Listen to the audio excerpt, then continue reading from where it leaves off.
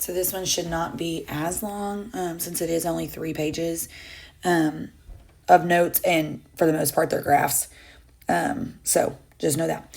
All right, so on this one, so it gives us the f of x function, and it tells us to use the property of inverses to graph it, but then also find the inverse. And so when we find the inverse, okay, our inverse function, this is going to be our base, okay? So the number that is to the x power, we would say, okay, the inverse, remember, is the f of negative 1 of x. The proper way to say that is the inverse of x, but if you're very literal, it's f negative 1 of x, okay? So the way we would write that is log 1/2 base of x. Okay, that's how you would write that function. Okay, now, you can use your graph, or you can use, excuse me, I'm chomping on some ice. You can, use Desmos. Either way, you can use those, okay? But I'm going to go ahead and graph these. So, I'm going to use black for my, black for the original, okay? Not the inverse, but the original function. And I'm just going to go ahead and graph that. So, it's negative 3, 8, negative 2, 4, negative 1, 2, 1, 0, and then these are kind of hard. Okay, and so this is the original. Uh-oh. Good grief, hold on. I got to undo that. That was terrible.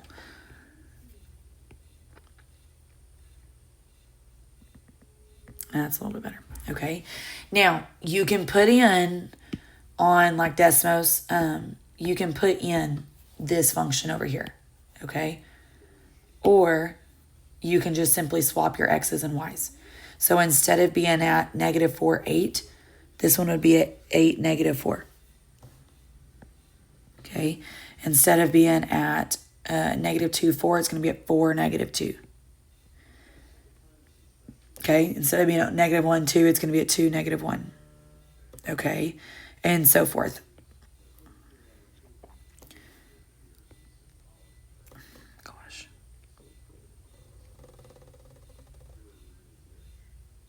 Sorry, I couldn't see that dog as my hand, okay? So, oof, that is a terrible graph, but y'all get the gist, okay? And so just like we did earlier as far as like on the very first 2 pages, we found all this information. So our domain, we're going to have 2 different sets, okay? So I'm going to do black for my black graph, turquoise for my turquoise graph. So my domain is going to be negative infinity to positive. The range is 0 to positive infinity. There is a horizontal asymptote at y equals 0. There is not an x-intercept. There is a y-intercept at 0, 1.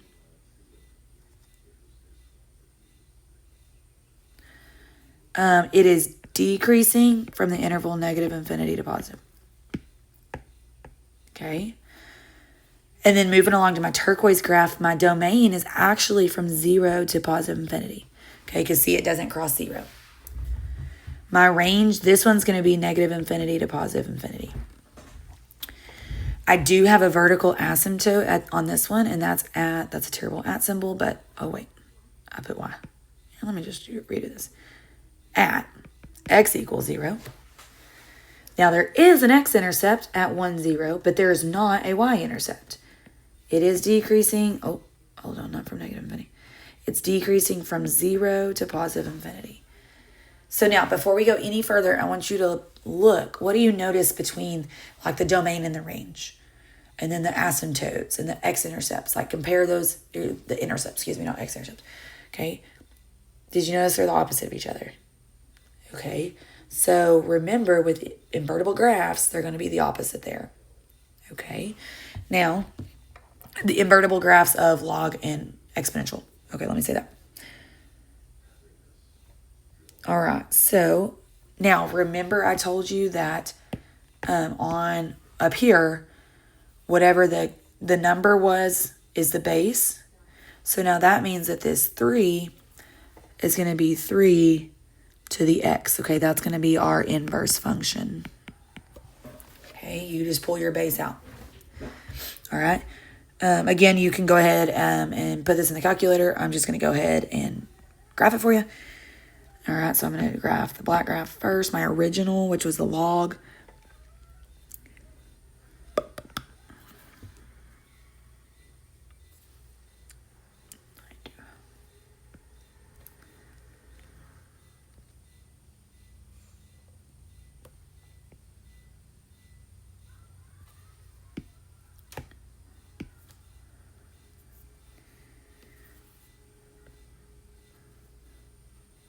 And instead of actually pulling up my second graph, I'm just flipping my X and my Y. So instead of 0, 1, or 1, 0, I'm going to have 0, 1. Instead of 3, 1, I'm going to have 1, 3. And instead of 9, 2, I would have 2, 9.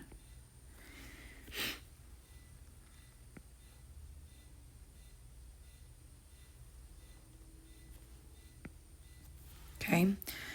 And so then again, we're going to go over here to our domain and range. And so we'll have two different sets of this because we have two different graphs.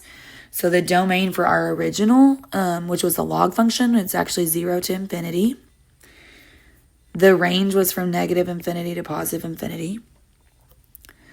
There was a vertical asymptote at x equals 0. I have an x-intercept of 1, 0. But I have a y-intercept. I don't have a y-intercept, excuse me. Now this one is increasing. And it's in the interval 0 to infinity. Okay. So then go into my turquoise graph. My domain is negative infinity to positive infinity. My range is 0 to positive infinity. Instead of a vertical asymptote, I'm going to have a horizontal asymptote at y equals 0. X-intercept would be none. Y-intercept would be 0, 1. And it's going to be increasing on the interval negative infinity to positive. Okay? All right. And then on this one here, same thing. The 5 is going to be your base and your log. So we're going to say the inverse of x equals log base 5 of x. Okay.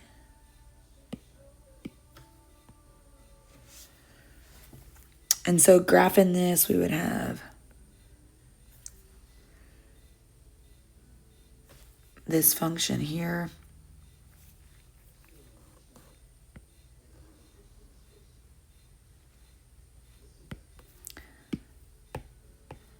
Okay. And then again, we'd be here.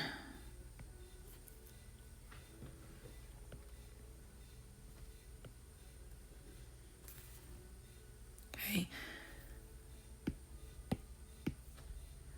All right. And the domain of our original would be negative infinity to positive infinity. Range is 0 to positive infinity. My asymptote, remember, it's an exponential function. So the exponential function has a horizontal asymptote at y equals 0. There is not an x-intercept, but there is a y-intercept at 0, 1. And it is increasing on the interval negative infinity to positive infinity.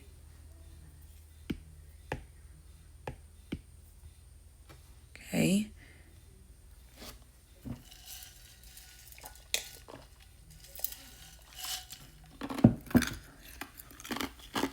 All right, domain of my other function will be 0 to positive infinity. This is a log function. Range is negative infinity to positive.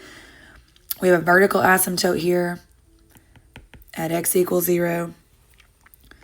X-intercept of 1, 0. There is not going to be a y-intercept, and it is increasing on the interval 0 to positive infinity. Okay? All right, so moving on to this one. Now we're talking about transformations. And so just as a reminder, and you can go back to, let me see what page that is. You can go back to page 6 to see what E of X looks like as far as the graph. I'm actually going to draw it right here on this first one. So just as a reminder, yeah, E of X looks something like this. Try to draw it for y'all. Just on the same graph, so you don't have to flip back and forth. Whoa, goodness, that was terrible.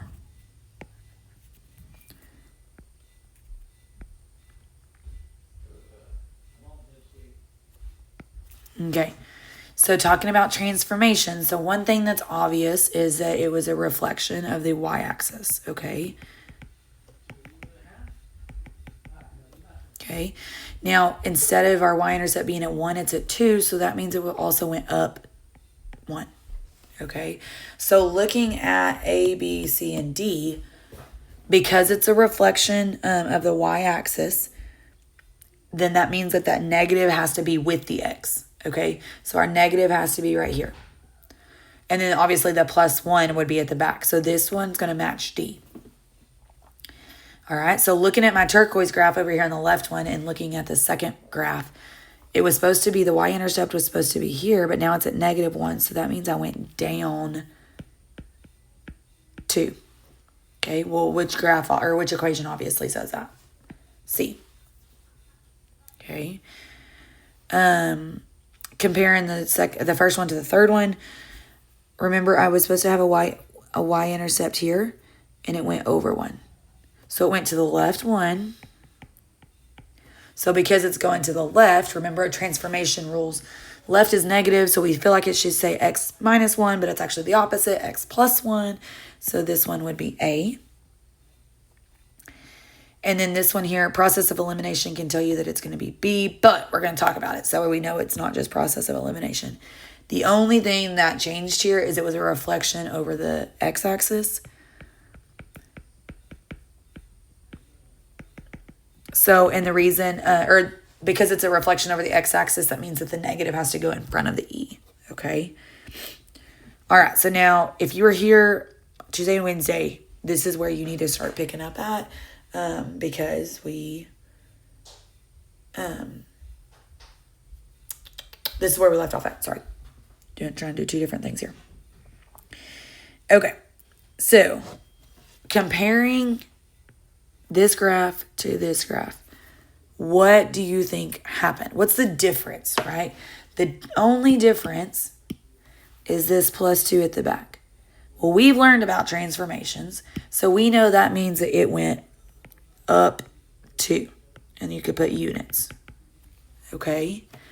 So we're going to graph, we're going to find our table first, I guess, and then graph it. So we're going to have x, -2, -1, 0, 1, 2.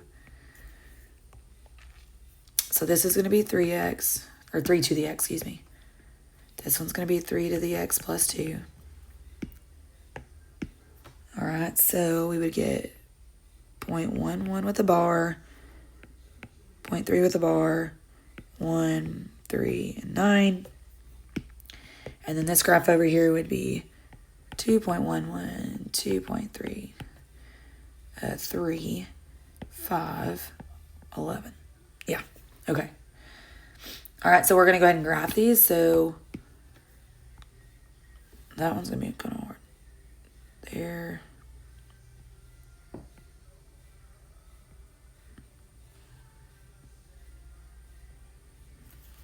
Okay. Oh, wait.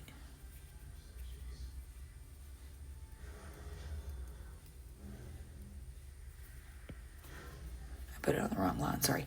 2, 9. So here's this graph. And so then my red graph, I would do the same.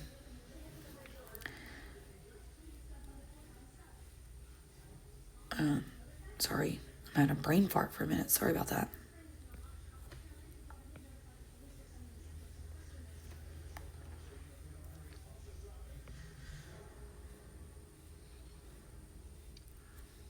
Okay, so there would be your two graphs. Okay. All right, almost finished. Okay. So then it says, describe how the following will affect the graph of f of x equals log of x. So we're going to sketch the graph and then find the equation for the vertical asymptote. All right, so and based off of transformation rules, guys, you don't have to overthink this.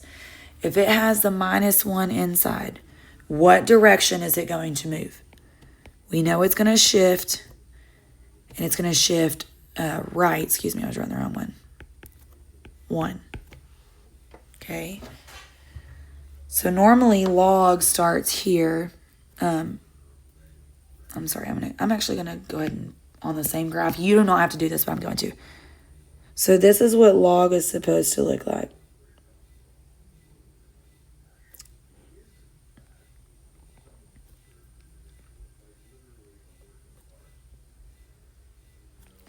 Okay, but if I shift one to the right, that means that now I look like this.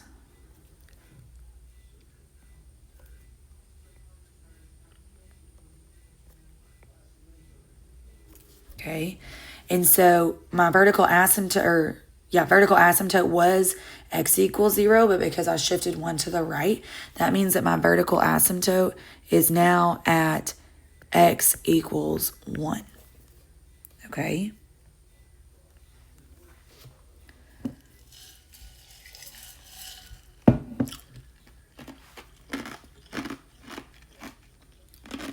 All right, so then now, based off transformation rules, if it says +2 at the back, what happens? It goes up 2, right? Okay, so I'm not going to draw my log graph on this one since I have it to the left. But instead of being at 1, 0, it's now going to be at 1, 2. Okay? And then instead of being at 10, 1, it's going to be at 10, 3. Okay? And so my graph will look something like that. Okay, so that means my vertical asymptote, because it does ask right here to find the equation of the vertical. My vertical asymptote will be at still, I put the wrong thing, sorry. Oh, come on. X equals 0. Okay. And so then he right here describe the transformation of log base 1/2 of x represented by g of x, which equals log 1/2 base of x minus 4. So if we have a -4 on the inside, remember that just means that it's going to go, not right. Yeah, right. I was thinking wrong for a second. Right 4. Okay. So instead of being at 1, 0, I'm going to go 4 to the right, and it's going to now be at 5, 0. Okay, now this one is a little, as far as the actual points itself, is a little bit different because it's a different base. So I'm just going to go ahead and put these here. Okay, so it's going to look something. So my vertical asymptote was at 0, but I shifted it right 4. So that means my vertical asymptote is now at x equals 4. Okay, so if you like visually seeing it, okay, here's your vertical asymptote. Okay, so that means that my vertical asymptote, it doesn't ask for it, but we're going to go ahead and do it. Vertical asymptote is, not equals, is at x equals 4. Okay. All right. So if you've made it to the end of the video, thank you for doing what you're supposed to and watching the video for me. I don't record these just to hear myself talk. But also remember, you do have a test coming up. I'm going to have to look at the calendar. I'm going to work on that tomorrow to see what works best for, honestly, probably for each person. Kind of in my head, I'm thinking maybe I'll teach, excuse me, let me back up. I will teach 10.2 on Friday of this week, and I will teach 10.3 on Monday of this week. Possibly have a test next Tuesday and Wednesday, if I'm being honest. I do know some of y'all are going to be out for various things. That's why I want to look at the calendar and see what works best for everyone. The testing window does not close until the 25th, but there is a lot of you that are going to be out, honestly, at random different times, not even the same time. And so I don't like the idea of, teaching Friday this week, Monday next week, and then some of you not taking your Part 2 exam until the following Friday. That's just almost 2 weeks between lectures and stuff, and I just don't like that. So I'm going to try to figure that out and figure out what works best for everyone. I've already emailed directors and coaches to find out when everybody will be absent. So I will do whatever is the best interest of the whole as far as the teaching, and then I will get everybody scheduled whatever works for them. If you have any questions, feel free to email me. I should have some downtime at the track meet to be able to answer any emails. I will answer them as quickly as I can, but just also know that it's not going to be a right away all the time thing. I'm not going to be glued to my phone because I do have some other obligations that I have to do. So thank you for watching this. If you have any questions, feel free to email me and I'll get back to you as quickly as I can. And I will see y'all on Friday.